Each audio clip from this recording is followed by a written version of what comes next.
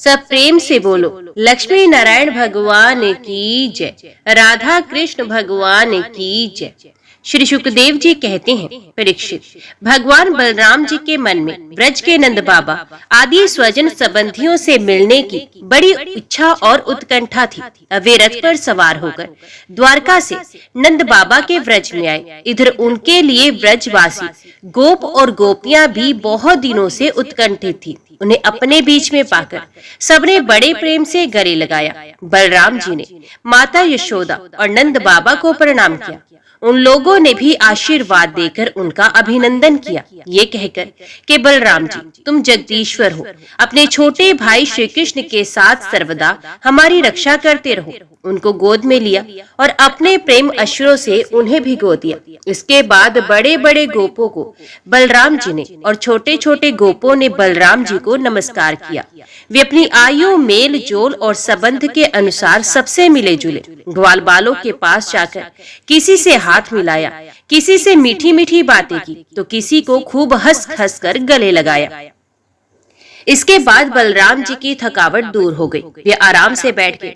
तब सब ग्वाल उनके पास आए। इन ग्वालों ने कमल नयन भगवान श्री कृष्ण के लिए समस्त भोग, स्वर्ग और मोक्ष तक त्याग रखा था। बलराम जी ने जब उनके और उनके घर वालों के संबंध में कुशल प्रश्न किया, तब उन्होंने प्रेम गदगद वाणी से उनसे प्रश्न किया, बलराम जी, वसुदेव जी हमारे सब भाई बंधु सकुशल से तो है ना? अब आप लोग स्त्री पुत्र आदि के साथ रहते हैं, बाल बच्चेदार हो गए हैं, क्या कभी आप लोगों को हमारी याद भी आती है? ये बड़े सौभाग्य की बात है कि पापी कंस को आप लोगों ने मार डाला और अपने सुहृद संबंधियों को बड़े कष्ट से बचा लिया। ये भी कम आनंद की बात नहीं कि आप लोगों ने और भी बहुत से शत्रुओं को मार डाला या जीत लिया और अब अत्यंत सुरक्षित दुर्ग किले में आप लोग निवास करते हैं। भगवान बलराम जी के दर्शन से, उनकी प्रेम भरी चितवन से गोपियां निहाल हो गई। उन्होंने हंसकर पूछा, क्यों बलराम जी, नगर नारियों के प्राण वल्लभ श्री कृष्ण अब सकुशल तो है ना? क्या कभी उन्हें अपने भाई बंधु और माता पिता की याद आती है? क्या वे अपने माता के दर्शन के लिए एक बार भी यहाँ आ सकेंगे? क्या महाबाहु श्री कृष्ण कभी हम लोगों की सेवा का भी कुछ स्मरण करते हैं? आप जानते हैं कि स्वजन संबंधियों को छोड़ना बहुत ही कठिन है, फिर भी हमने उनके लिए माँ बाप, भाई बंधु, पति पुत्र और बहन बेटियों को भी छोड़ दिया।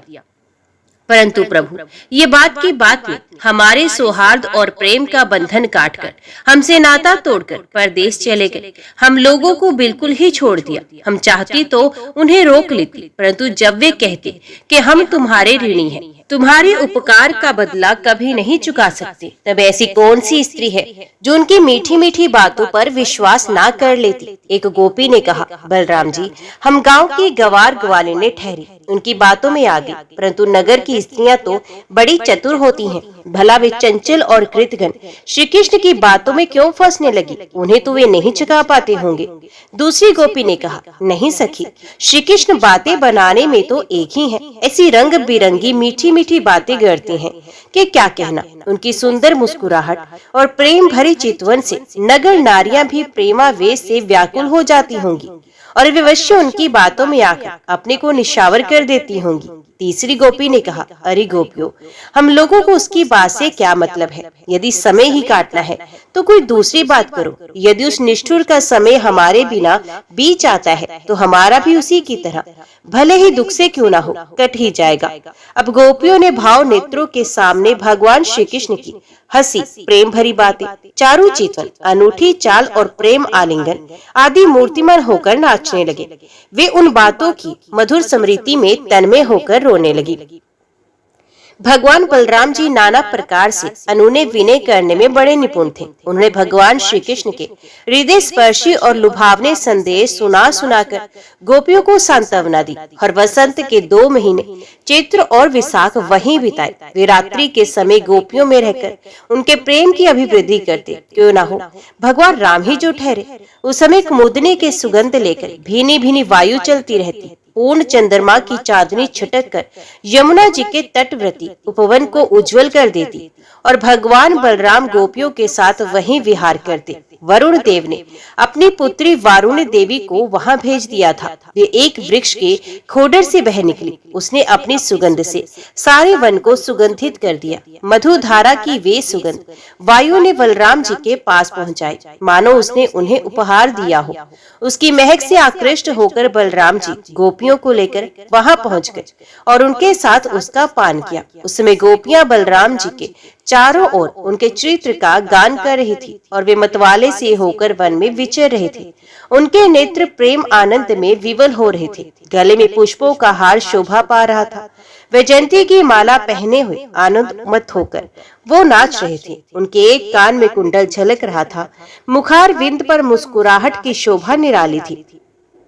उस पर पसीने की बूंदें हिमकर्ण के समान जान पड़ती थी। सर्वशक्तिमान बलराम जी ने जल क्रीड़ा करने के लिए यमुना जी को पुकारा, परंतु यमुना जी ने ये समझकर ये तो मतवाले हो रहे हैं, उनकी आज्ञा का उल्लंघन कर दिया, वे नहीं आई। तब बलराम जी ने क्रोध पूर्वक अपने हल की नोक से उन्हें खींचा और कहा, पापिनी यमुने, मेरे बुलाने पर भी तू मेरी आज्ञा का उल्लंघन करके यहाँ नहीं आ रही है, मेरा तिरस्कार कर रही है। देख, अब मैं तुझे तेरे से इच्छाचार का फल चखाता हूँ। अभी अभी तुझे हल्की नोक से 100 टुकड़े किए देता हूँ। जब बलराम जी ने यमुना जी को इस प्रकार डांटा फटकारा, तब वे चकित और भयभीत होकर बलराम जी के चरणों पर गिर पड़ी और गिड़गिड़ाकर प्रार्थना करने लगी। लोकाभिराम बलराम जी महाबाहो, मैं आपका पराक्रम भूल गई। जगतपते, अब मैं जान गई हूँ कि आपके अंश मात्र शेष इस सारे जगत को धारण करते हैं। भगवान, आप परम ऐश्वर्यशाली हैं। आपके वास्तविक स्वरूप को न जानने के कारण ही मुझसे ये अपराध बन गया है। सर्वस्वरूप भक्त वत्सल, मैं आपकी शरण में हूँ। अब मेरी भूल चूक क्षमा कीजिए, मुझे छोड़ दीजिए। अब यमुना जी की प्रार्थना स्वीकार करके भगवान बलराम जी ने उन्हें क्षमा कर दिया और फिर जैसे गजराज हथनियों के साथ क्रीड़ा करता है, वैसे ही वे गोपियों के साथ जल क्रीड़ा करने लगे।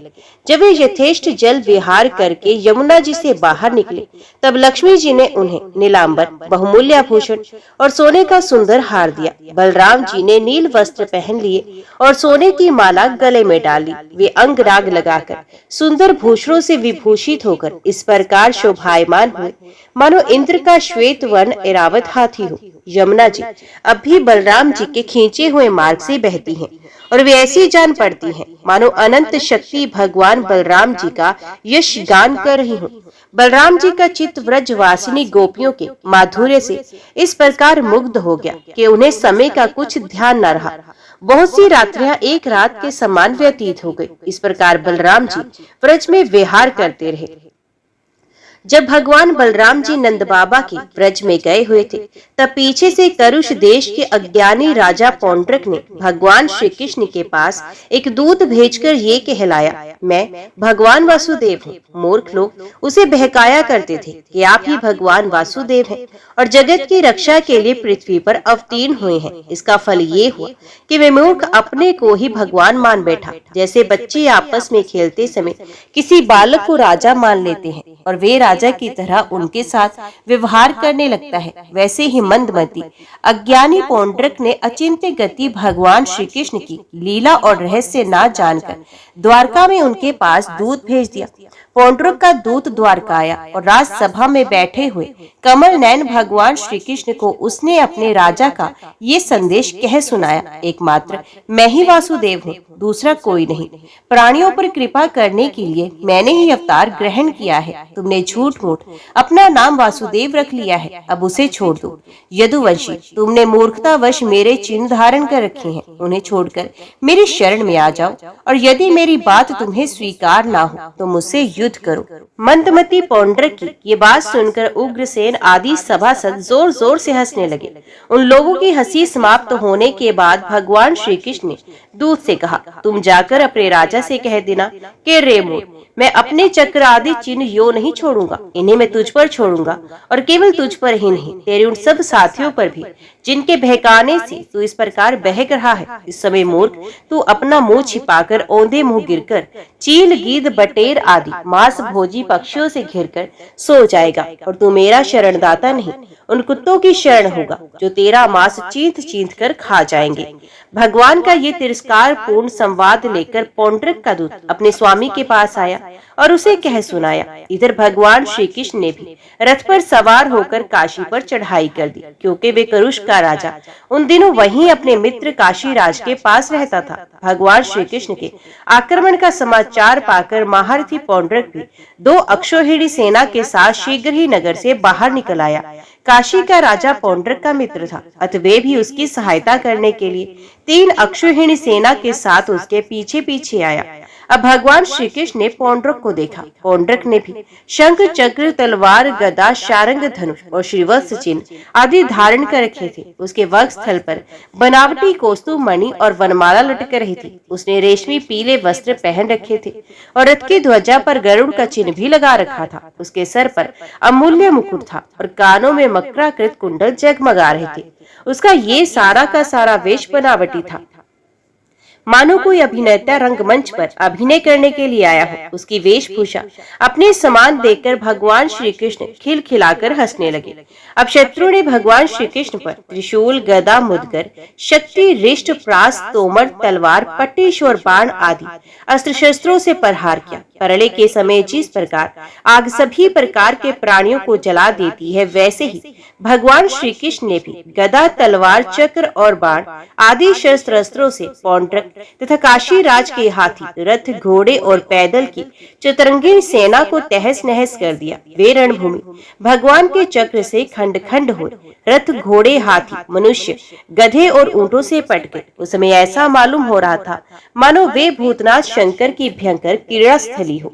उसे देखकर शूरवीरों का उत्साह और भी बढ़ रहा था। तब भगवान श्री कृष्ण ने पौंड्रक से कहा, रे पौंड्रक, तूने दूत के द्वारा कहलाया था कि मेरे चिन्ह, अस्त्र शस्त्र आदि छोड़ दो, सो अब मैं तुझे उन पर छोड़ रहा हूँ। तूने झूठ मूठ मेरा नाम रख लिया, अतः मूर्ख, अब मैं तुझसे उन नामों को भी छुड़ाकर रहूंगा। नहीं तेरे शरण में आने की बात, सो यदि मैं तुझसे युद्ध ना कर सकूंगा तो तेरी शरण ग्रहण करूंगा। भगवान श्री कृष्ण ने इस प्रकार पौंड्रक का तिरस्कार करके अपने तीखे बाणों से उसके रथ को तोड़ फोड़ डाला और चक्र से उसका सिर वैसे ही उतार लिया जैसे इंद्र ने अपने वज्र से पहाड़ की चोटियों को उड़ा दिया था।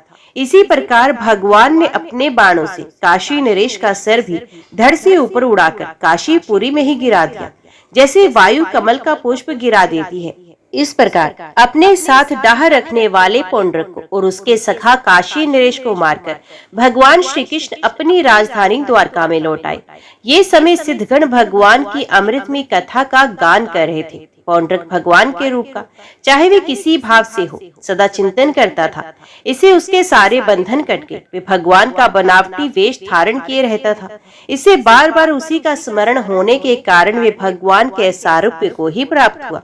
इधर काशी में राजमहल के दरवाजे पर एक कुंडल मंडित मुंड गिरा देखकर लोग तरह तरह का संदेह करने लगे और सोचने लगे, ये क्या है, किसका सिर है। जब ये मालूम हुआ कि वे तो काशी नरेश का ही सिर है, तब रानियां, राजकुमार, राज परिवार के लोग तथा नागरिक रो रो कर विलाप करने लगे, हाय नाथ, हाय राजा, हाय हाय, हमारा तो सर्वनाश हो गया। काशी नरेश का पुत्र था सुदीक्षण। उसने अपने पिता का अंत्येष्टि संस्कार करके मन ही मन ये निश्चय किया कि अपने पितृघाती को मारकर ही मैं पिता के ऋण से उऋण हो सकूंगा। निदान वे अपने कुल पुरोहित और आचार्यों के साथ अत्यंत एकाग्रता से भगवान शंकर की आराधना करने लगा। काशी नगरी में उसकी आराधना से प्रसन्न होकर भगवान शंकर ने वर देने को कहा। सुदक्षिण ने ये अभीष्ट वर मांगा कि मुझे मेरे पितृघाती के वध का उपाय बताइए। भगवान शंकर ने कहा, तुम ब्राह्मणों के साथ मिलकर यज्ञ के देवता ऋत्विभ्यु दक्षिण अग्नि के अभिचार विधि से आराधना करो। इससे वे अग्नि प्रमथ गणों के साथ प्रकट होकर यदि ब्राह्मणों के अभक्त पर प्रयोग करोगे तो वे तुम्हारा संकल्प सिद्ध करेगा। भगवान शंकर की ऐसी आज्ञा प्राप्त करके सुदीक्षण ने अनुष्ठान के उपयुक्त नियम ग्रहण किए और वे भगवान श्री कृष्ण के लिए अभिचार करने लगा। अभिचार पूर्ण होते ही यज्ञ कुंड से अति भीषण अग्नि मूर्ति शक्तिमान होकर प्रकट हुआ। उसके केश और दाढ़ी मूछ छुपे तपे हुए तांबे के समान लाल लाल थे। आंखों से अंगारे बरस रहे थे। उग्र दाढ़ों और टेढ़ी भ्रुकुटियों के कारण उसके मुख से क्रूरता टपक रही थी। वे अपनी जीभ से मुंह के दोनों कोनों को चाट रहा था। शरीर नंग धड़ंग था। हाथों में त्रिशूल लिए था, जिसे वे बार बार घुमाता जाता था और उसमें से अग्नि की लपटें निकल रही थी। ताड़ के पेड़ के समान बड़ी बड़ी टांगे थी। अपने वेग से धरती को कंपाता हुआ और ज्वालाओं से दसों दिशाओं को दग्ध करता हुआ द्वारका की ओर दौड़ा और बात की बात में द्वारका के पास जा पहुंचा। उसके साथ बहुत से भूत भी थे। उस अभिचार की आग को बिल्कुल पास आई हुई देखकर द्वारकावासी वैसे ही डर गए जैसे जंगल में आग लगने पर हरिण डर जाते हैं। वे लोग भयभीत होकर भगवान के पास दौड़ते हुए आए। भगवान उस समय सभा में चौसर खेल रहे थे। उन लोगों ने भगवान से प्रार्थना की, तीनों लोगों के एकमात्र स्वामी, द्वारका नगरी इस आग से भस्म होना चाहे, आप हमारी रक्षा कीजिए। आपके सिवा इसकी रक्षा कोई नहीं कर सकता। शरणागत वत्सल, भगवान ने देखा कि हमारे स्वजन भयभीत हो गए हैं और पुकार पुकार कर विकलता भरे स्वर से हमारी प्रार्थना कर रहे हैं। तब उन्होंने हंसकर कहा, डरो मत, मैं तुम लोगों की रक्षा करूंगा। भगवान सबके बाहर भीतर की जानने वाले हैं। वे जान गए कि ये काशी से चली हुई माहेश्वरी कृत्या है। उन्होंने उसके प्रतिकार के लिए अपने पास ही विराजमान चक्र सुदर्शन को आज्ञा दी। भगवान मुकुंद का प्यारा अस्त्र सुदर्शन चक्र कोटि कोटि सूर्य के समान तेजस्वी और परले कालीन अग्नि के समान जाज्वल्यमान था। उसके तेज से आकाश, दिशाएं और अंतरिक्ष चमक उठे और अब उसने उस अभिचार अग्नि को कुचल डाला। भगवान श्री कृष्ण के अस्त्र सुदर्शन चक्र की शक्ति से कृत्यारूप आग का मुंह टूट फूट गया। उसका तेज नष्ट हो गया, शक्ति कुंठित हो गई और वे वहां से लौटकर काशी आ गए तथा उसने ऋत्विज आचार्यों के साथ सुदीक्षण को जलाकर भस्म कर दिया। इस प्रकार उसका विचार उसी के विनाश का कारण हुआ। कृत्या के पीछे पीछे सुदर्शन चक्र भी काशी पहुंचा। काशी बड़ी विशाल नगरी है। वे बड़ी बड़ी अट्टारियों, सभा भवन, बाजार, नगर द्वार, द्वारों के शिखर, चार दीवारियों, खजाने, हाथी, घोड़े, रथ और अन्नों के गोदाम से सुसज्जित थी। भगवान श्री कृष्ण के सुदर्शन चक्र ने सारी काशी को जलाकर भस्म कर दिया और फिर वे परम आनंद में लीला करने वाले भगवान श्री कृष्ण के पास लौट आया। जो मनुष्य पुण्य कीर्ति भगवान श्री कृष्ण के इस चरित्र को एकाग्रता के साथ सुनता या सुनाता है, वे सारे पापों से छूट जाता है। राजा परीक्षित ने पूछा, भगवान बलराम जी सर्वशक्तिमान एवं सृष्टि पहले की सीमा से परे है, अनंत है। उनका स्वरूप, गुण, लीला आदि मन, बुद्धि और वाणी के विषय नहीं है। उनकी एक एक लीला लोक मर्यादा से विलक्षण है, अलौकिक है। उन्होंने और जो कुछ अद्भुत कर्म किए हों, उन्हें मैं फिर से सुनना चाहता हूँ। श्री सुखदेव जी कहते हैं, परीक्षित, द्विद नाम का एक वानर था। ये भौमासुर का सखा, सुग्रीव का मंत्री और मैंद का शक्तिशाली भाई था। जब उसने सुना कि श्री कृष्ण ने भौमासुर को मार डाला, तब वे अपने मित्र की मित्रता की ऋण से ऋण होने के लिए राष्ट्र विप्लव करने पर उतारू हो गया।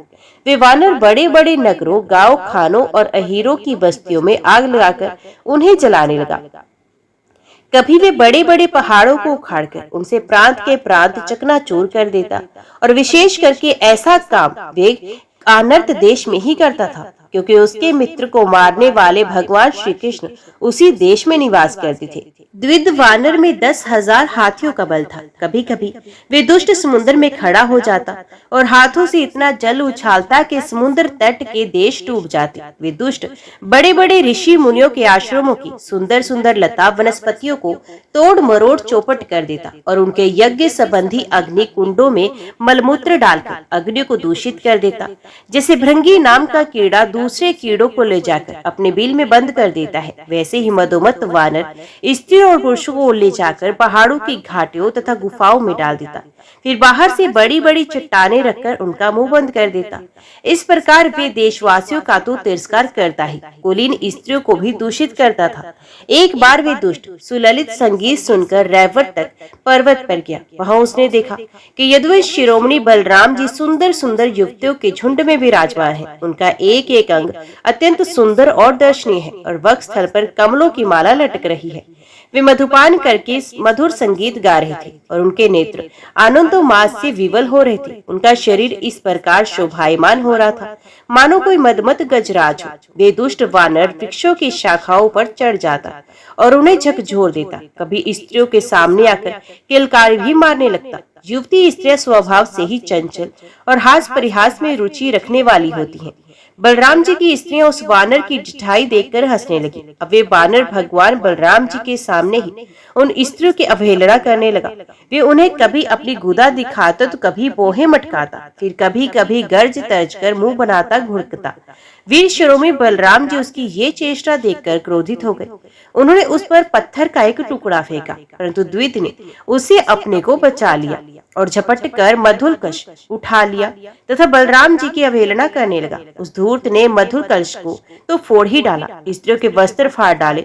अब वे दुष्ट हंस हंस कर बलराम जी को क्रोधित करने लगा। परीक्षित, जब इस प्रकार बलराम और मधुमत द्विज बलराम जी को नीचा दिखाते तथा उनका घोर तिरस्कार करने लगा, तब उन्होंने ढिठाई देखकर और उसके द्वारा सताए हुए देशों की दुर्दशा पर विचार करके उस शत्रु को मार डालने की इच्छा से क्रोध पूर्वक अपना हल मूसल उठाया।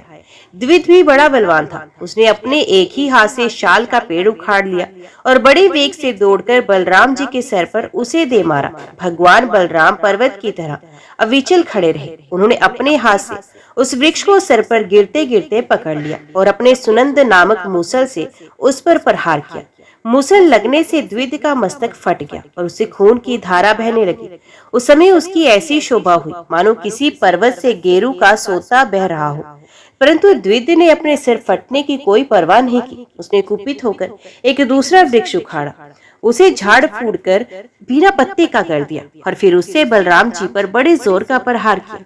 बलराम जी ने उस वृक्ष के सैकड़ों टुकड़े कर दिए। इसके बाद द्विज ने बड़े क्रोध से दूसरा वृक्ष चलाया, परंतु भगवान बलराम जी ने उसे भी छिन्न भिन्न कर दिया। इस प्रकार वे उनसे युद्ध करता रहा। एक वृक्ष के टूट जाने पर दूसरा वृक्ष उखाड़ता और उससे प्रहार करने की चेष्टा करता। इस तरह सब ओर से वृक्ष उखाड़ उखाड़ कर लड़ते लड़ते उसने सारे वन को ही वृक्षहीन कर दिया। वृक्ष न रहे तब द्विज का क्रोध और भी बढ़ गया तथा वे बहुत चिढ़कर बलराम जी के ऊपर बड़ी बड़ी चट्टानों की वर्षा करने लगा। परंतु भगवान बलराम जी ने अपने मूसल से उन सभी चट्टानों को खेल खेल में ही चकनाचूर कर दिया। अंत में कपिराज द्विज अपनी ताड़ के समान लंबी बाहों से घूसा बांधकर बलराम जी की ओर झपटा और पास जाकर उसने उनकी छाती पर प्रहार किया। अब यदुवंश शिरोमणि बलराम जी ने हल और मूसल अलग रख दिए तथा क्रुद्ध होकर दोनों हाथों से उसकी हंसली पर प्रहार किया। इससे वे वानर खून उगलता हुआ धरती पर गिर पड़ा।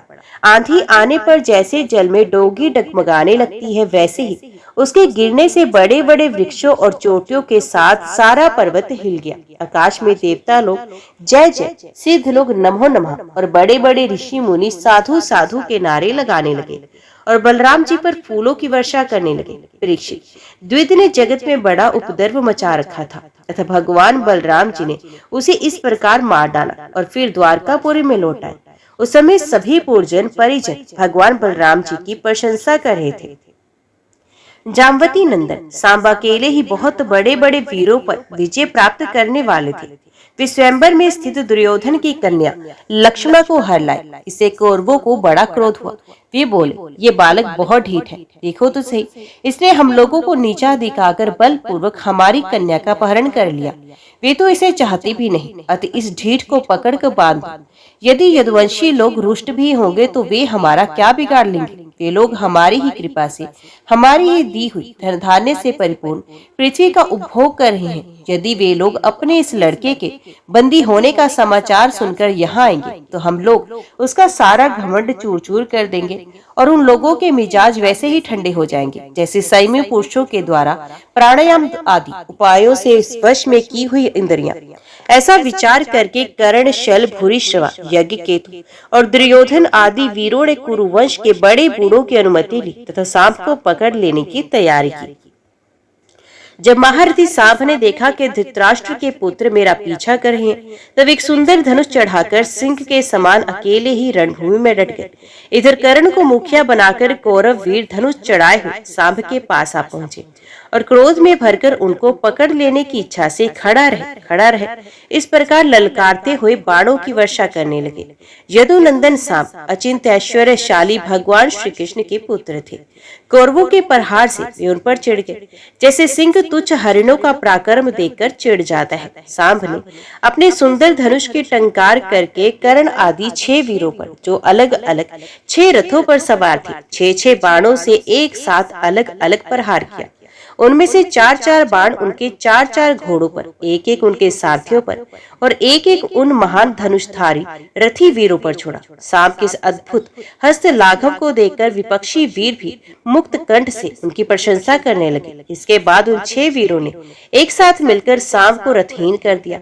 4 वीरों ने एक बाण से उनके 4 घोड़ों को मारा। एक ने सारथी को, एक ने सांप का धनुष काट डाला। इस प्रकार कौरवों ने युद्ध में बड़ी कठिनाई और कष्ट से सांप को रथहीन कर दिया। इसके बाद वे उन्हें तथा अपनी कन्या लक्ष्मणा को लेकर जय मानते हुए हस्तिनापुर लौट आए। नारद जी से यह समाचार सुनकर यदुवंशियों को बड़ा क्रोध आया। वे महाराज उग्रसेन की आज्ञा से कौरवों पर चढ़ाई करने की तैयारी करने लगे। बलराम जी कलह प्रधान कलयुग के सारे पाप ताप मिटाने वाले हैं। उन्होंने कुरुवंशियों का और यदुवंशियों के लड़ाई झगड़े को ठीक ना समझा। यद्यपि यदुवंशी अपनी तैयारी पूरी कर चुके थे, फिर भी उन्होंने उन्हें शांत कर दिया और स्वयं सूर्य के समान तेजस्वी रथ पर सवार होकर हस्तिनापुर गए। उनके साथ कुछ ब्राह्मण और यदुवंश के बड़े बूढ़े भी थे। उनके बीच में बलराम जी की ऐसी शोभा हो रही थी मानो चंद्रमा ग्रहों से घिरे हो। हस्तिनापुर पहुंचकर बलराम जी नगर के बाहर एक उपवन में ठहर गए और कौरव लोग क्या करना चाहते हैं इस बात का पता लगाने के लिए उन्होंने उद्धव जी को धृतराष्ट्र के पास भेजा। उद्धव जी ने कौरवों की सभा में जाकर धृतराष्ट्र, भीष्म पितामह, द्रोणाचार्य, बालिक और दुर्योधन की विधि पूर्वक अभ्यर्थना वंदना की और निवेदन किया, बलराम जी पधारे हैं। अपने परम हितैषी और प्रियतम बलराम जी का आगमन सुनकर कौरवों की प्रसन्नता की सीमा न रही। वे उद्धव जी का विधि पूर्वक सत्कार करके अपने हाथों में मांगलिक सामग्री लेकर बलराम जी की अगवानी करने चले। फिर अपनी अपनी अवस्था और संबंध के अनुसार सब लोग बलराम जी से मिले तथा उनके सत्कार के लिए उन्हें गो अर्पण की एवं अर्घ्य प्रदान किया।